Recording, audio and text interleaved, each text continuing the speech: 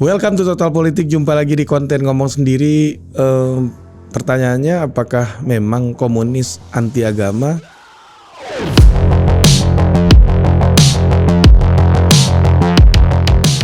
Ya, pertanyaan apakah komunis anti agama ini memang sering kali ditanyakan oleh banyak orang.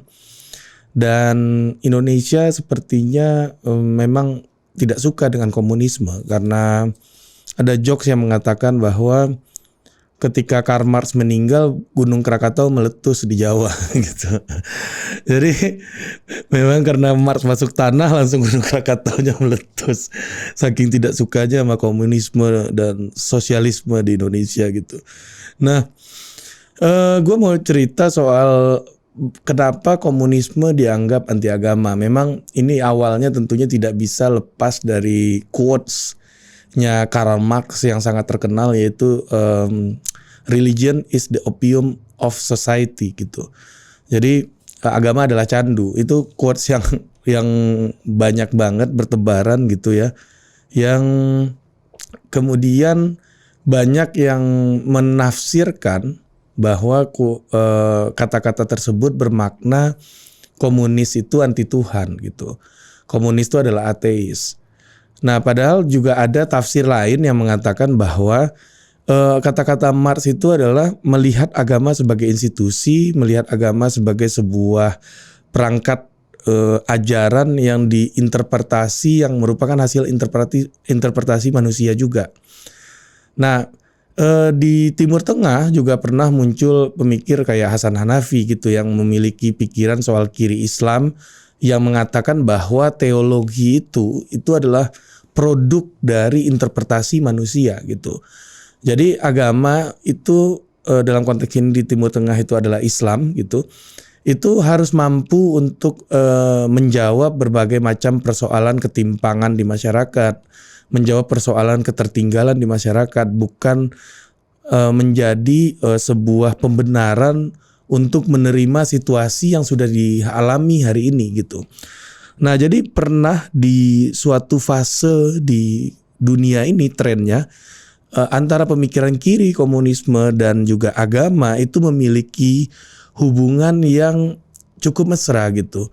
Tapi pernah juga memiliki hubungan yang sangat jauh ya, terutama dengan kritik-kritik kaum kiri progresif terhadap ajaran gereja misalnya di Eropa ketika Karl Marx hidup gitu. Nah, tetapi juga di belahan bumi lain, kaum-kaum kiri progresif ini punya hubungan yang sangat mesra dengan agama gitu. Ya, salah satunya juga quotes-nya Tan Malaka ketika Tan Malaka datang di Komintern, Komunis Internasional, yang mengatakan bahwa Islam dan Pan-Islamisme dan komunisme harus menjadi suatu gerakan yang sinergis gitu. Karena apa?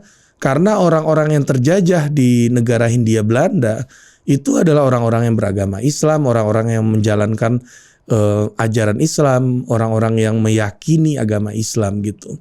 Jadi agama dan sebagai sebuah institusi dan komunisme, ajaran agama tidak boleh serta-merta berseberangan gitu. Jadi memang muncul berbagai macam pandangan, lagi-lagi ideologi itu dalam prakteknya itu soal interpretasi gitu. Nah, kita masuk ke kasus Indonesia. Bagaimana kita melihat Indonesia, kemunculan Partai Komunis Indonesia sendiri itu embrionya tidak bisa lepas dari apa yang terjadi dari SI, Serikat Islam gitu. Jadi di Serikat Islam itu ada kaum nasionalisnya seperti Hos Cokroaminoto, Haji Agus Salim gitu. Tetapi juga ada kaum Islamis kiri progresif gitu, semacam Semaun atau Haji Misbah atau Mas Marco gitu, yang memiliki pandangan-pandangan yang cenderung dekat dengan ajaran komunisme dan Leninisme gitu. Jadi kita tidak bisa lepas gitu melihat bagaimana perkembangan sosialisme dan komunisme di Indonesia dari perkembangan aktivitas-aktivitas keagamaan juga gitu.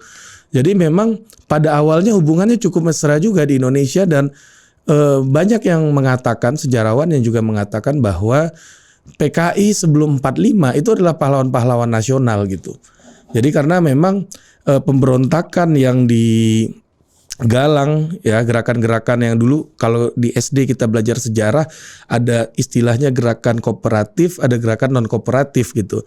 Jadi pentolan-pentolan PKI ini adalah orang-orang yang memilih cara-cara non kooperatif karena memang mereka itu didominasi oleh kekuatan petani atau kelompok-kelompok kelas bawah, atau ada istilah misalnya yang dikenal dengan revolusi proletariat gitu misalnya. Nah, itulah yang kita bisa lihat dari pemberontakan PKI tahun 1926 gitu. Ini juga yang kita lihat di daerah Jawa dan Sumatera Barat ya, Silungkang itu tahun 1926. Bagaimana pemberontakan PKI itu mencoba untuk mempertanyakan otoritas dari kelompok-kelompok berkuasa, yaitu orang-orang yang memiliki kuasa penuh terhadap negara, yaitu kaum kolonial gitu, kaum penjajah gitu waktu itu. Nah, itu yang terjadi ketika sebelum kemerdekaan, dan memang disitulah kelompok-kelompok kiri ini juga tidak bisa dilepaskan kontribusinya terhadap proses kemerdekaan kita di Indonesia gitu. Nah, yang kedua juga setelah kemerdekaan di tahun 48 itu juga kembali meledak sebuah pemberontakan di Madiun tahun 48 ya, yang mempertanyakan bagaimana sikap-sikap dari elit-elit nasional yang cenderung melemah kepada negara-negara penjajah, negara-negara imperialis gitu. Jadi pemberontakan itu muncul, dan juga karakteristiknya kelompok-kelompok komunis ini adalah kelompok-kelompok PKI ini adalah kelompok yang mempertanyakan otoritas dari kelompok-kelompok yang established gitu, kelompok-kelompok berkuasa, dan makanya kehadiran mereka itu lekat sekali dengan image pemberontak, image perlawanan gitu, karena memang basis konstituennya adalah kelompok-kelompok yang termarginal atau kelompok-kelompok kelas bawah gitu. Nah, pada puncaknya yaitu tahun yang kita semua tahu dan banyak banget versi yang menjelaskan pemberontakan PKI atau peristiwa pemberontakan PKI tahun G3 Gerakan PKI 30 September 1965. Banyak versi banget, ada John Rosa yang juga menulis dalam bukunya Dalih Pembunuhan Massal, ada Cornell Paper yang ditulis oleh George Cahin, Ben Anderson, McVeigh dan lain-lain gitu ya, yang mencoba memotret peristiwa 65 itu dari segi akademik dan dari berbagai macam perspektifnya. Namun salah satu perspektif yang cukup menarik gitu untuk melihat bagaimana kaitannya kenapa PKI komunis dianggap anti agama gitu ya, yaitu soal reforma agraria gitu. Jadi bagaimana undang-undang agraria tahun 60 itu ketika itu membatasi orang-orang untuk memiliki jumlah bidang tanah atau luas bidang tanah yang mereka kuasai gitu. Nah, apabila ada kelebihan jumlah tanah yang dikuasai, harus dilakukan redistribusi lahan. Nah, kebetulan orang-orang yang menjadi target redistribusi lahan ini adalah kelompok-kelompok tuan tanah yang memiliki otoritas keagamaan, yaitu kelompok kiai yang punya afiliasi dengan Nahdlatul Ulama, Partai NU ketika itu juga ada, yang mana mereka memiliki institusi-institusi pendidikan di berbagai macam daerah terutama di daerah di Pulau Jawa gitu ya. Nah, dalam hal ini banyak sekali upaya-upaya yang dilakukan oleh tuan-tuan tanah ini atau kelompok agamawan ini, mulai dari menyerahkan kepemilikan tanahnya kepada pesantren, ada yang menjadikan tanahnya itu tanah wakaf gitu, yang kemudian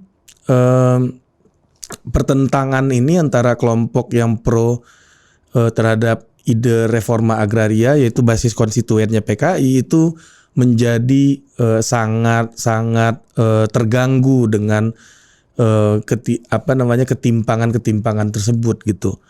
Nah, jadilah bagaimana isu agama ini muncul di dalam dalam isu kebijakan publik yang berkaitan dengan redistribusi ketimpangan yang terjadi di masyarakat ketika itu gitu. Nah, jadi memang isu agamanya tidak berdiri sendiri, memang ada sesuatu yang terjadi friksi di masyarakatnya, perbedaan redistribusi lahan gitu. Namun juga kebetulan yang mengalami ketegangan ini adalah kelompok-kelompok tuan tanah dengan kultur keagamaan tersendiri dan juga kelompok-kelompok pro Partai Komunis Indonesia PKI yang juga memiliki preferensi keagamaan sendiri. Mungkin kita perlu lihat lagi gitu tulisan antropolog Clifford Geertz gitu yang Santri Abangan Priai, yang mana di situ memperlihatkan bahwa kelompok santri ini punya pendekatan keagamaan yang lebih syariat, terstruktur gitu, dan mereka adalah kelompok-kelompok yang memiliki faktor produksi lahan untuk menyelenggarakan pendidikan pesantren gitu, dan juga kelompok yang abangan yang lebih dekat dengan kultur pertanian, yang juga lebih dekat dengan keyakinan agama yang bercampur dengan tradisi, animisme, dan Hindu-Buddha gitu.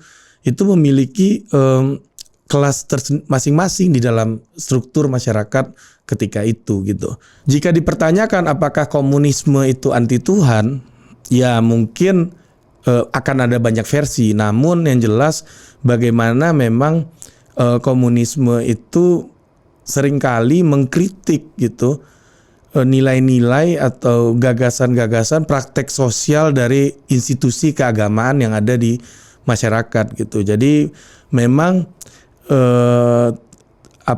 prejudis, tuduhan atau stereotip bahwa orang kiri tidak beragama, tidak bertuhan itu memiliki sejarah yang sangat panjang gitu di Indonesia terutama gitu. Jadi menurut lu gimana? Apakah memang komunisme itu anti Tuhan dan anti agama? Komen di bawah.